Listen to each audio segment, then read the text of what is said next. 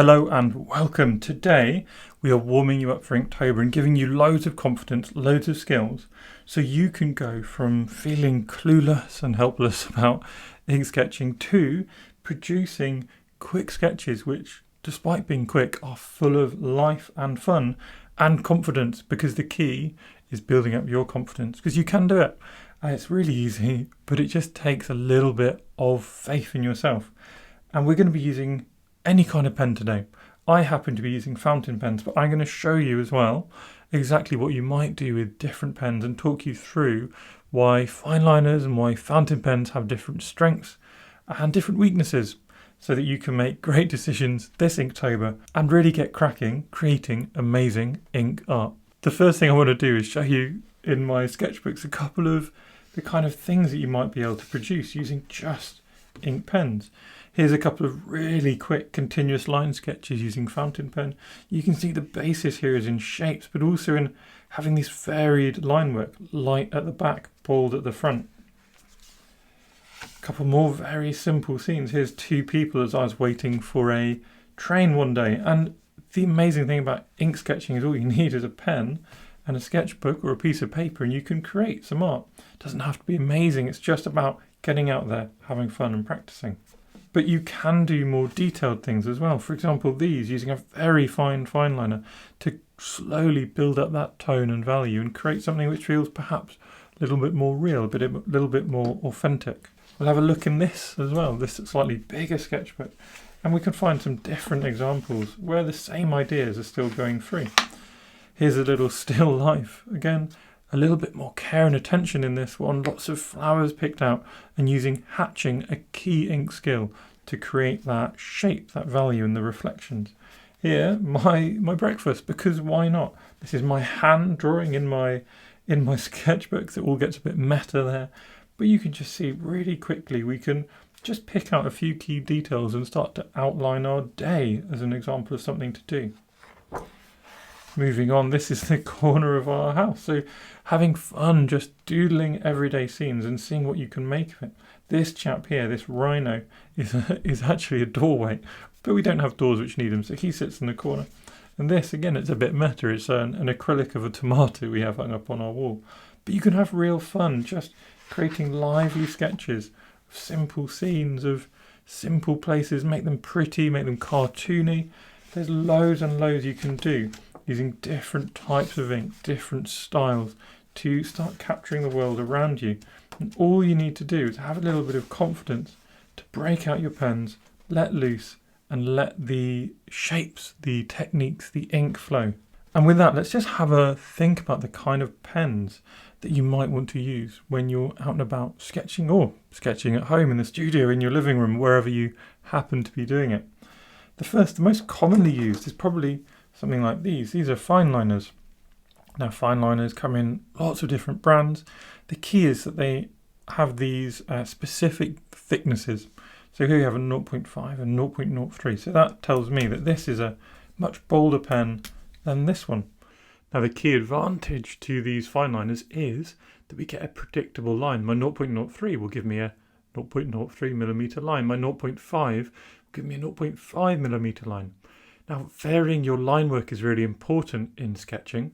So if we're using fine liners, it's great to use a couple. And my favourite combo is 0.2 and 0.5 millimeters. There are other shapes of pen as well. For example, Tombow do a lovely Fudensoku pen. This pen has a little nib which is flexible and means you can create all sorts of textures. And you can have an enormous amount of fun just creating really quick sketches which come to life with the sort of contrast in text which immediately appears from this kind of nib. Up next, we could consider a brush pen. So brush pens are even more flexible than Fudensoku pens. They have a nib which is a brush, so they can create a vast array of different types of line, blocked in black areas, and everything in between. The disadvantage is, because they're so flexible, they can be more difficult to control, almost the opposite of a fine liner. And next, finally, we're going to move on to talking about fountain pens, which is where my heart really lies. Now, with fountain pens, there's a huge variety of price as well. One of the best budget options is this, the Platinum Preppy, and the main advantage to using any fountain pen is the ability to use an ink converter like this, or with some pens fill up the barrel with your own ink. And that, along with the flexible nib, is where fountain pens just win. I have a whole video on fountain pen techniques, which is linked in the description, so I'm not going to bore you too much here with exactly how to use them and why I love them, but we will be diving in straight after this and actually doing a whole fountain pen sketch. But what you can see here from this little comparison of fountain pen nibs is that the key advantage, apart from being able to choose your own ink, which we'll get to in a moment, is that they're flexible. We can create more than one line. So the fine liners, you always need that 2, 3, 4 fine liners to create real variation. But with one single fountain pen, you can create a huge array of thicknesses, of qualities, of depth of line. Now, think about what ink to use is a really important consideration. And often, actually, we overthink it. So there are loads of inks out there. My favourite ink is Carbon Black ink by Platinum. The reason I love that is because it's waterproof. It's very waterproof, and I can put my watercolours on top of it. But that doesn't mean it's the best sketching ink for you. It doesn't mean it's the best sketching ink for me in all circumstances. Here I'm using a Lamy Safari pen, one of their cheaper, very commonly used pens. And you can see with this medium nib I can create fine lines and bold lines. The ink flow is amazing. So there's nothing seriously going wrong with this sketch, well, as long as you like my very loose style. And what I'm using is Lamy ink, the ink which comes with the pen. Now this is not waterproof ink, but that's actually absolutely great, because look, when I add a bit of water, see how it activates, see how it comes to life. I need to control that water a little bit in places, and I need to, perhaps in that distance there's a bit too much ink, so I can lift that up and make it a bit fainter and a bit more subtle. But by using these bog standard inks, you can make your sketches come to life. You don't need to overthink it. You don't need the really expensive pens. You just can try what comes in the box. And don't forget as well that not all ink is black. So here's some ink called Little Chris for some reason by Diamine, which activates into this lovely blue colour. It's actually quite a bright blue, but it's made deeper here by the fountain pen ink underlying it, by that black Lamy ink. But you can see those lovely cool tones coming through. And then why not add another colour of ink? So again, this is just normal Waterman Absolute Brown. It's a very cheap brown drawing ink. And with that, we get some warmth in our sketch just through using these flowing loose inks. So the real message here is it doesn't matter what you use, you'll have a place for it. You can experiment, try bog standard things. You don't need to go out and buy expensive things. And you'll be able to join in and make your version of the sketch that we're going to start right now. And like that, we're ready to go. So I'm going to start with my fountain pen. Now this is a Platinum 3776. It's got an ultra extra fine nib, which means I have a really fine line to play with. It doesn't have to be a really fine one, and many people will enjoy a fine fountain pen or even a medium fountain pen. And that's just depending on your style and how you enjoy drawing. If you're using fine liners, then start with your finer fine liner at the beginning of a sketch. It leaves you more flexibility. Now the first thing I suggest you try is being brave, jumping straight in with a pen. Things will go wrong, but that's okay. And what we'll do to minimise the mistakes and to maximise the fun is we focus first on shapes. So we've got our scene and we can find within that key shapes. So for example, the upper part of this building is basically just a rectangle. So we'll start by drawing the rectangle, and within that rectangle we can find some of these little textures which are emerging from below, but still really all we're trying to do is draw that rectangle which is at the top of the building. So that's the first floor. Within that rectangle we can find the other shapes. So there's a window, but it's not a window, it's a rectangle. There's another sort of blocked in window, not a blocked in window, it's just a rectangle. So we can do that, and as long as we're being nice and gentle, so we've got a nice fine line, we'll be able to change things if they go wrong. So what we can do is we can even introduce some errors, and we'll see later on if I just, oops, that line's gone completely wrong. we'll find out that actually these little mistakes, even though they're ridiculous and they look silly now, they won't look silly at the end. It doesn't matter. Doesn't matter if you make a few mistakes here and there. Doesn't matter if you make loads of mistakes. And the worst that's going to happen is that you'll learn something from them. You'll learn about, how you missed something, how you mismeasured or missaw. All we need to do is just keep going around our building, identifying those shapes. And sort of a key thing to do as well is to look at where are those shapes with respect to each other. So we've got this rectangle here, and I can see it's just to the right of this rectangle. So that's how I know where to place it. And then I can see that this rectangle, the door, ends just at about the level of this square. So I know where to place that as well. And the same, we just keep moving and tracking around, comparing. So I call it comparative measurement. It's not actually measuring. What it's doing is it's getting everything in proportion. So proportionally, everything should feel not perfect, but about right.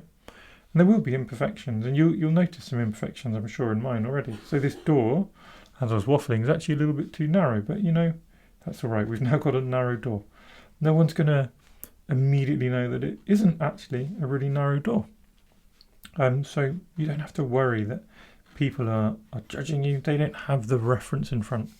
They are just judging your art for your art's qualities. And if you produce a really confident bit of art because you felt good, then it will look great. It will come across as confident. You can produce the most wonderfully abstract things and people think they're amazing because, everything looks like it's done with confidence and on purpose. Now, coming up, I'm just going to start putting some textures in. And that is a key part of this. So even though we're doing shapes, we can still be identifying the texture of those shapes. So I'm just finding the bottom of this roof has that loopy texture. The top is sort of wibbly and wobbly, isn't it? So I'm going to make it a bit wibbly and wobbly. And then it kind of fades off over this way. And over here it actually fades off in a similar way. I'm going to just join it up so that we have our building kind of feeling separated from the rest of what's going on. Off to the sides, I'm not going to bother with full shapes. I'm just going to kind of suggest that, there's something over here, but I don't need to fully explain it because it's not important. Our focus is this scene. And we're almost done with our shapes. Very almost done. Just going to get this sort of pavement edge, the curb edge in here. And we've built up our scene. So we have step 1 done. Step 1, identifying the big shapes in our scene. Step 2, I'm actually going to do a little bit of hatching. So instead of identifying small shapes and things like that, what we're going to do is first identify a bit of the tone, a bit of the value. Now hatching, we can do a few things. We can do simple cross hatching. So that's where we go, first we go one way, then we go 2 ways, then we go 3 ways, like so, and then we go 4 ways. So we cross over diagonally and horizontally and vertically. And then it goes from light all the way to dark. I actually quite like doing even simpler hatching, so doing just vertical hatching and making it get denser and denser and denser. So that's another perfectly good way of applying a little bit of tone, a little bit of value. And the other way we can do it is probably not going to be relevant here except in the roof, and that's what I call naturalistic hatching. So if we had a wall to get shadow, we could do, the light area, we just do a couple of bricks, and as we get towards somewhere darker, do more and more bricks over here, and those little brick marks build up the density of ink. It's exactly the same as what's happening here. We're building up density of ink to create the impression that an area is darker. So here, let's just stick with simple. We are just here to have a bit of fun. So let's just do really simple vertical hatching. And that has the advantage that we're not overcomplicating the image. We sort of have the ability to change it later, to cross hatch if we want, to add more textures, add soluble ink, add watercolor. If we do this really dense cross hatching, we do other things, sometimes we regret it, we've done too much.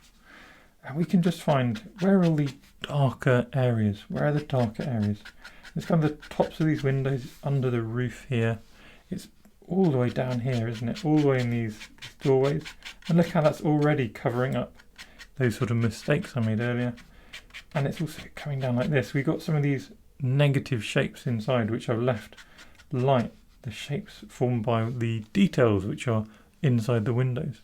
We can also build up a few smaller bits of shadow, and just like that, I think that's probably enough hatching done in this area.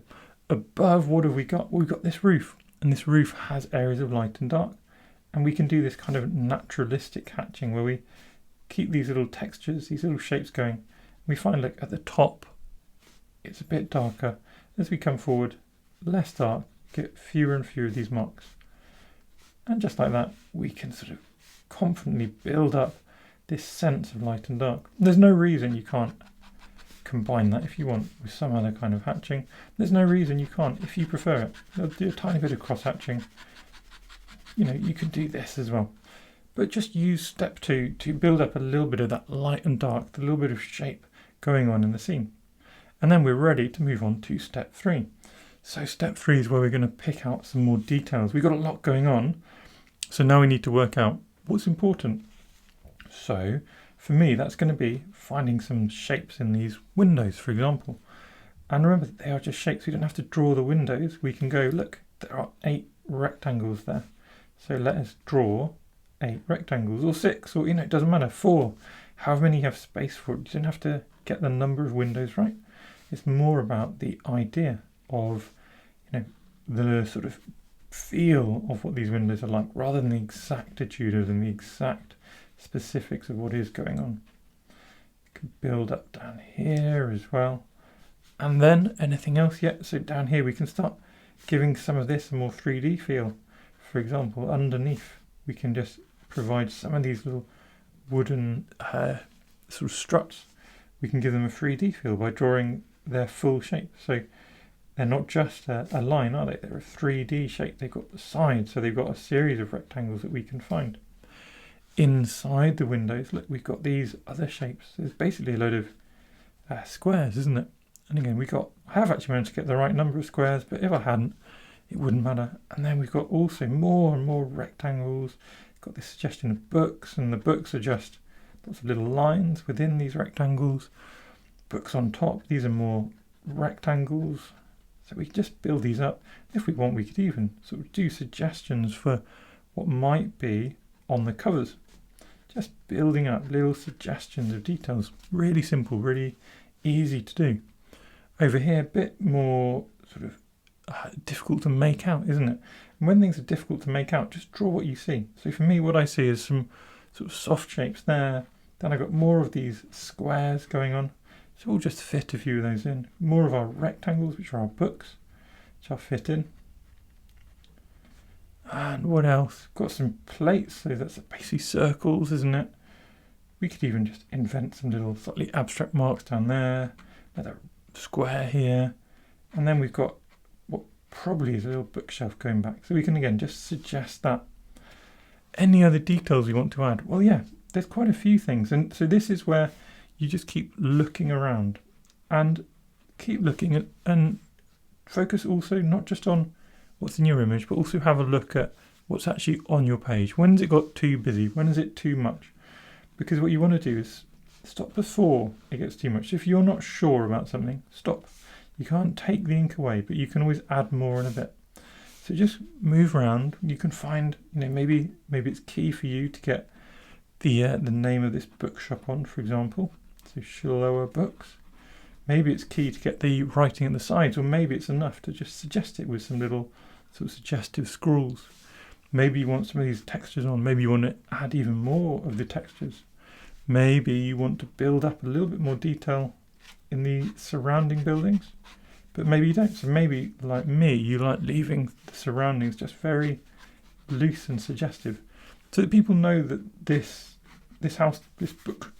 bookshop doesn't exist on its own, but also we're not sort of fussing about it. We're not drawing the eye too much elsewhere. This is what we want to bring people's attention to. Got a few little marks we can make on the pavement as well. So a few little paving slabs that we can add. Just notice the perspective. So the lines straight in front of us will be coming straight towards us. As we go out to the right, they'll be angling off to the right. As we go out to the left, they're angling off to the left. While the horizontal lines going along are all parallel. And that's just because of the perspective of how we're looking. We can start being clever with other shadows. Look, this curb, we can just get a little bit of shadow on there as well. For me though, I've got enough detail now. This is quite a detailed sketch. So we move on to step 4, which is just where we can restructure. And the restructuring is where we might, if we're using fine liners, get out our thicker pen, or if we're using a fountain pen, we just press a little harder. And now we can go around and we are re-identifying shapes. So when we apply hatching, we might, for example, have lost some of those shapes. We might have crossed over them. And now we can come back and find those shapes. Again, we can make them a bit bolder so that it's clearer to the viewer sort of what's going on, what's important in our image. This is good because often at the beginning we don't necessarily know exactly how our sketch is going to take root. We don't know which bits are going to go well. We don't know which bits aren't going to go so well. Whilst we're redefining, we can also, these steps are a loose guide, and on that guide you can sort of move around a bit as well. So you might, for example, on this step want to apply a bit more hatching to get a bit more depth into, say, the windows back here. Now I'm not going to do too much of that because what I want to do is have a play with some of our soluble ink as well, so that you can have some ideas of how to combine soluble ink and non-soluble ink, or even just use normal soluble ink if that's what you prefer. So just a few more bits here and there, maybe a few more dark marks in these windows, redefine, there's a bigger segment to a window here, so let's redefine that. And that's all we're doing, is redefining those key shapes. We might find there's some spaces which just feel a bit empty, so adding a bit more texture might feel like something that's important to do. Might find some little shadows under windowsills, for example, just little bits. And then the last bit is what I call final touches, and that's where anything goes. So this might be where you want to add even more hatching, you might want to add colour or flicks of ink. For me, I'm going to have a bit of fun, and we're just going to, what I call, load the page with ink. So I'm going to pop down some soluble ink onto a few places, and then just come back and gently wash that down, just with a little bit of water. I can even, having done that, I'll be able to use just that ink that's already on the page and pick it up and move it around. So I can pick it up on my brush and apply it to these windows, for example. I can make it sort of bleed down. If I just want to create long, soft shadows, I can make it come all the way down. I can even take ink straight out of my pen. So I could do that to create these light and dark areas, for example, in the windows. This is where having a fountain pen or water-soluble ink is really fun. You get to just do a whole load of things which just fine liners aren't quite as flexible. They're a very good option. They're more controlled. Lots of people love them for lots of good reasons, but they have limitations. They're not as flexible. They're quite the range of possibilities that a fountain pen does. So it is worth, if you haven't tried a fountain pen and you want something fun to do this Inktober, it is worth just thinking, maybe that's what your little gift to yourself is going to be. A lovely little fountain pen, some ink to try out. We can even make this sign have a little bit more tone, which is more value in keeping with what's actually going on. Got lots of bold ink here now we can move around and just hopefully create some nice soft shadows, soft sense of depth going back into this bookshop. A little bit like so as well. And we might find a few places just feel a bit blank. So we just apply little bits of tone there as well. In the front, get that shadow to the curb. It's important to leave some light as well as dark, because otherwise everything feels too murky. But when you have light and dark, those lights really come into their own. Up the top, a little bit of tone on this rooftop as well, and then we can do some little splashes, just gentle splashes like we might do with watercolours. Again, just a nice way, I think, a nice way of finishing off a simple sketch. Bit of randomness, bit of stuff we can't control, filling up that empty space, and just like that, we are done, apart from the key step which is of course signing your art, feeling proud of what you've done, maybe even hiding your signature somewhere in there. There's always more touches that you might want to make, so I'm always like saying, oh, I'm done, and then we come in and we just do a few more touches. But it is good to at some point just stop, step away. You can come back another day, but you can't take away anything that you add now. So I need to follow my own advice. I need to stop there and say that is my little Inktober sketch done. So hopefully that's given you a really great idea of how to get started with your different kind of ink pens.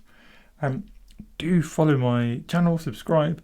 We'll be doing quite a few ink things during October to celebrate Inktober and hopefully build your confidence with different ink sketching techniques. So thank you everyone for watching my little sketching videos. If you enjoy my content, please do subscribe to my channel because it makes me really, really happy. Thanks again.